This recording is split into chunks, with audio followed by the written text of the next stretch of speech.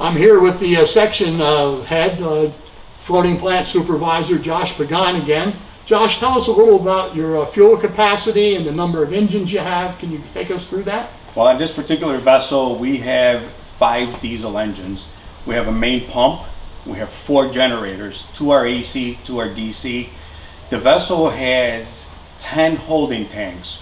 We call them saddle tanks, 5 on each side, and it holds a total of 22,000 gallons. 22,000? 22,000 gallons. How long does that last you? All year, all season. Really? Yes. And what would you consider a year to be? When do you actually stop working?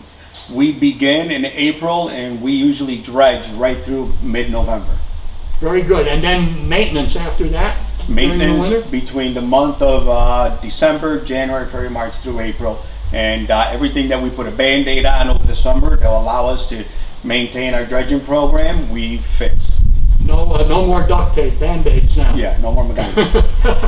Very good. So when the guys work here during the winter, do you bring bunks in? Does this become a quarters barge as well? No, it doesn't. We're located at Lock 20 in Marcy throughout the winter season. So generally we all will live and work in the area, so we report here in the morning and go home at night to our families. And I understand that you keep the dredge in the water all winter, and how do you keep the hull from freezing?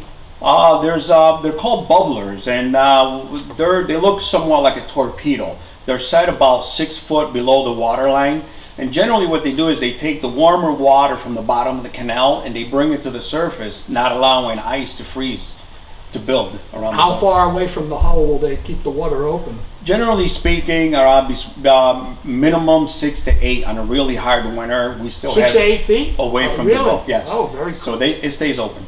All right. And do you ever have to do any hull maintenance on the dredge? And if you do, how do you do that? You take it into your own dry dock, or? We do. We have a dry dock in Waterford, and we have one in Lyons, and we're on a 5-year schedule. So every 5 years, we attempt to get every vessel in for pressure washing, primering, painting, and any maintenance that it requires.